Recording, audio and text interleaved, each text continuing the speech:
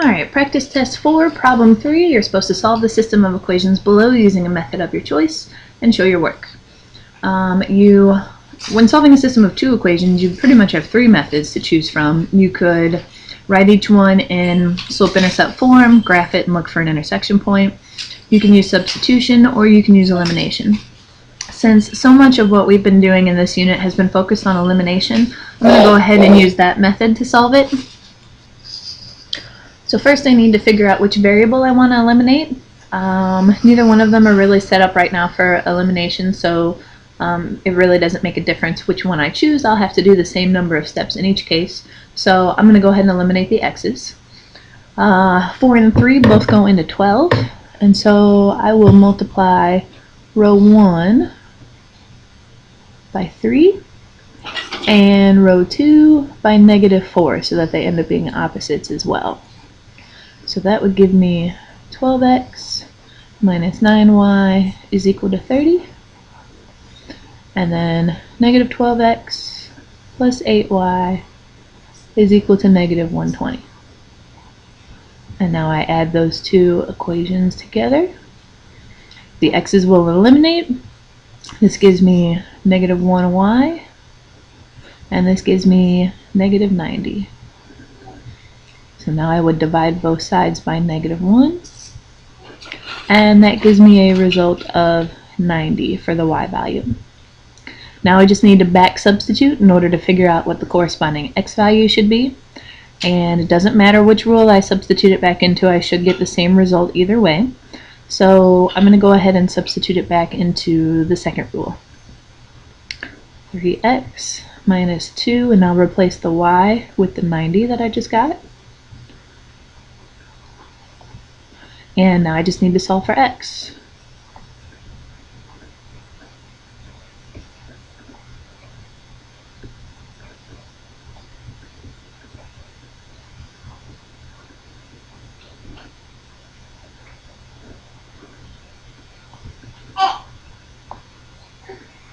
So it looks like the value of x is going to be 70.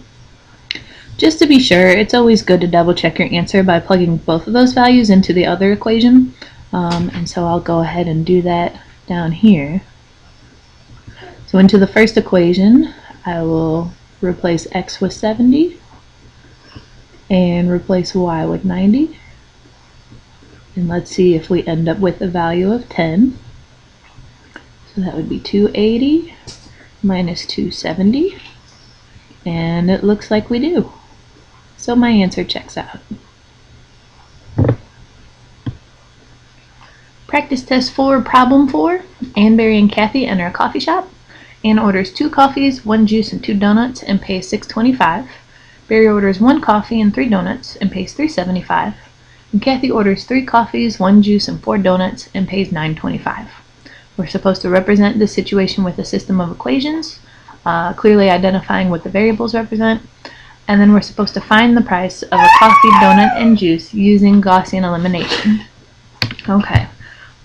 Since the question in this scenario is to find the price of coffee, juice, and donut, that's what our variables are going to represent. So I'm going to label those up here. I'm going to use C for the price of coffee.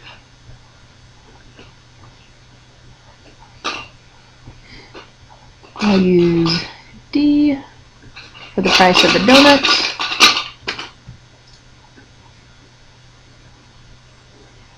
And I'll use J for the price of juice. Make them all nice and obvious. So when setting up my system, I'm going to have 3 equations, one for Ann, one for Barry, and one for Kathy, because those are the totals that they give me. Each one of them had a total amount of money that they paid for a certain number of items that they bought. So I'll make this the rule for Ann, this will be the rule for Barry, this will be the rule for Kathy. So Ann orders 2 coffees, 1 juice, and 2 donuts, and pays $6.25.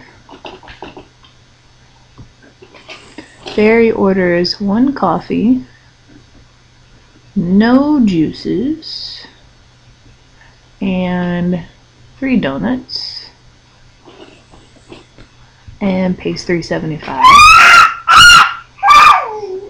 And Kathy orders 3 coffees, 1 juice, and 4 donuts, and pays $9.25. So that takes care of part A, setting up my system. Now I need to do Gaussian elimination. And Gaussian elimination involves rewriting the system in triangular form by using elimination. So use elimination methods. Elimination methods to get triangular form.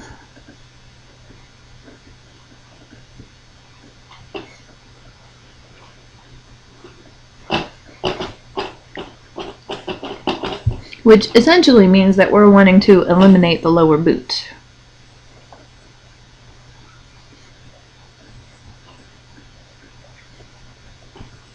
And once we get it in a triangular form, we will back substitute to find all the variables.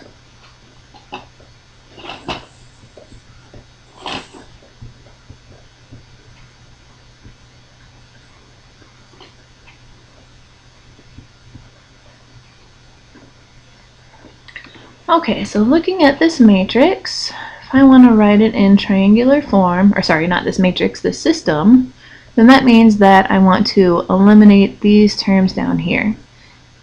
Now really, I already have a rule where one of the terms is eliminated. I put a 0 in the middle to represent 0 juices. If I do a little bit of rearranging, then I can possibly save myself some time.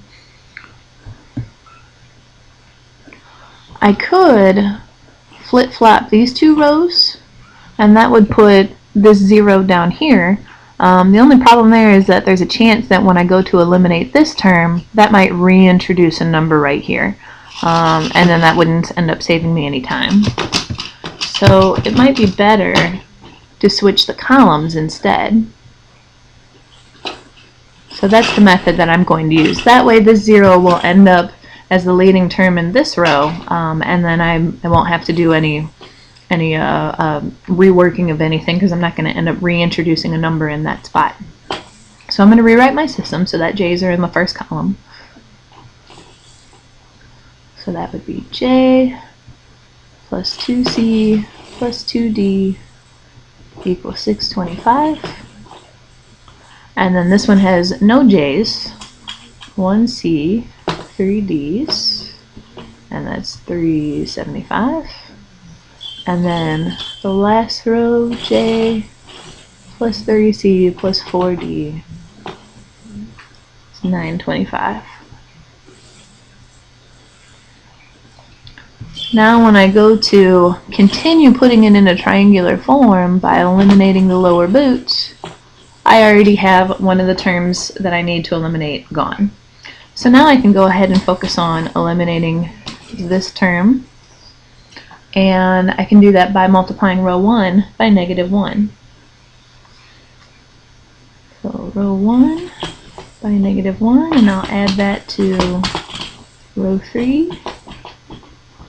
That will give me a new row 3.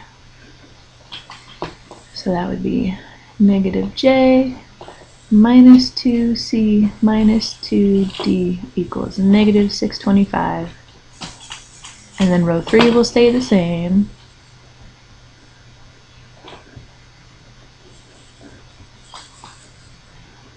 And when I add those rows straight down, the J's eliminate. I end up with 1C, 2 D's, and $3.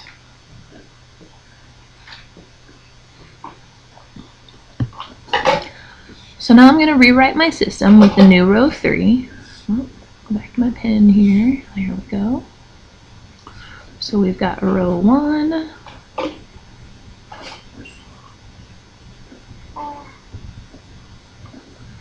row 2, and new row 3.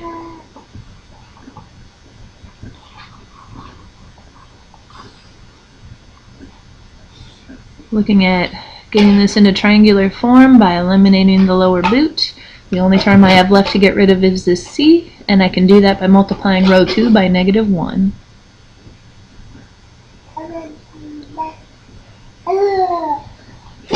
That will give me a new row 3. So we've got -1 times row 2.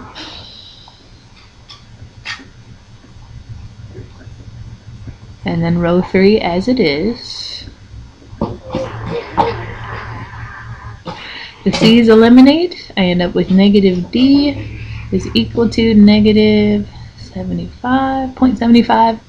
And I'll go ahead and do the last step of dividing both sides by -1 to isolate the D. So this tells me that the price of a donut is 75 cents. Now I can go ahead and back substitute in order to solve for the other two missing variables. So here's my new system with that's in completely triangular form, with row 1 staying the same and row 2 staying the same, and now I have my new row 3. So I will use back substitution, and I will substitute 0.75 into the second row for the D variable so that I can solve for C. C plus 3 times 0.75 is equal to 375. That'll give me C plus 225 is equal to 375. Subtract from both sides.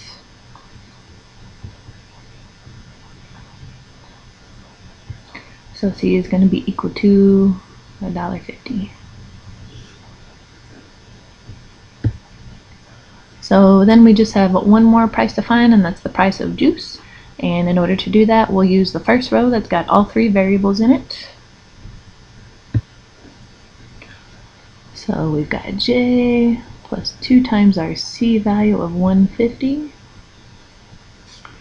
plus 2 times our D value of 0.75 is equal to 625.